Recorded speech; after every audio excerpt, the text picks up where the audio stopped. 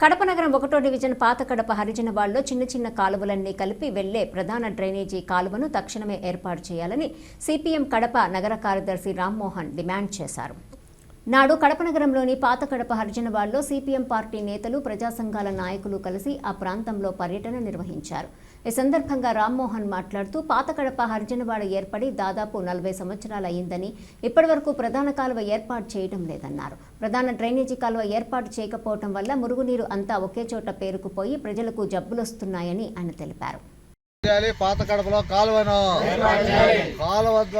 ఏర్పాటు చేయకపోవడం వల్ల మురికి బారి నుంచి ప్రజలను పరిష్కరించాలి. కాలువ సమస్యను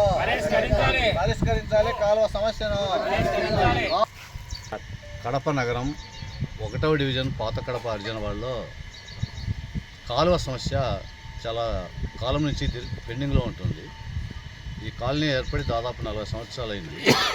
ఈ పాత కడప హరిజనవాడలో 40 సంవత్సరాల నుంచి ప్రధాన కాలువను తీసి ప్రజల ఆరోగ్యాన్ని కాపాడమని చెప్పి ప్రజలు అనేక మంది ప్రజాప్రతినిధులకి, అధికారులకి విజ్ఞప్తి చేశారు.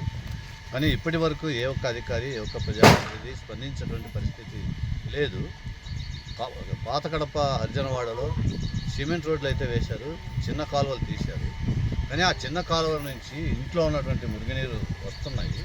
ఆ చిన్న కాలువ నుంచి వెళ్ళడానికి అవసరమైనటువంటి ఒక ప్రధాన కాలువ ఏర్పాటు చేయడానికి ప్రయత్నం చేయాలని చెప్పి ప్రజలు కోరుతూ ఉన్నారు.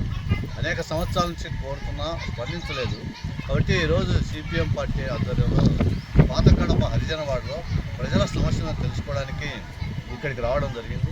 ఇక్కడ ప్రజలు చాలా తీవ్రమైనటువంటి ఇబ్బందులు ఎదుర్కొంటున్నారు.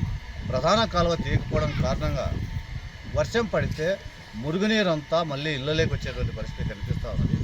అక్కడ ఇళ్ళలోకి రావడం ఒకటే కాదు, కాలువ పక్కన ఉన్నటువంటి భూమిలో మురుగునీళ్ళన్నీ పేరుకుపోతూ ఉన్నాయి.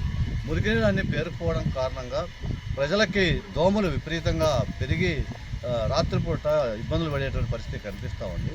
దోమలు పడుతున్నటువంటి ప్రజలు రకరకాల జబ్బులకి కారణమవుతున్నారు. మలేరియా, టైఫాయిడ్తో పాటు ఇతరత్ర జ్వరాలన్నీ ఇక్కడ ఉన్నటువంటి ప్రజలకు రావడానికి ఈ దోమలు, ఈ కాలువ లేకపోవడమే ప్రధాన కారణం అని చెప్పి మేము భావిస్తూ ఉన్నాం.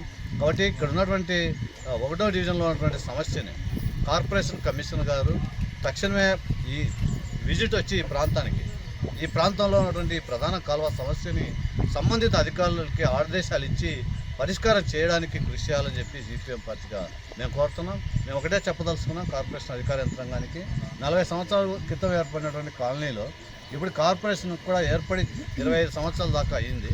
కానీ ఇన్ని సంవత్సరాలు కార్పొరేషన్ అయినా కూడా ఈ సమస్య పరిష్కారం కాలేదు.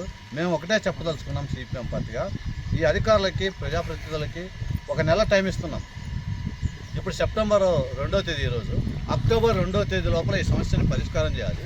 ఈ రకంగా సమస్యని పరిష్కారం చేసి కాలువ తీసి ఈ డ్రైనేజ్ నీళ్ళంతా ఆ కాలువలోకి వెళ్ళేటట్టుగా చేయకపోతే కార్పొరేషన్ కార్యాలయాన్ని అక్టోబర్ 2వ తేదీ గాంధీ జయంతి తర్వాత ముట్టడి చేయడానికి మేము ప్రయత్నం చేస్తాం. ఈ పోరాటం జరగకుండా ఉండాలంటే అధికారులు వచ్చి ఇక్కడ కాలువను తీయాలి, సమస్యను పరిష్కారం చేయాలి.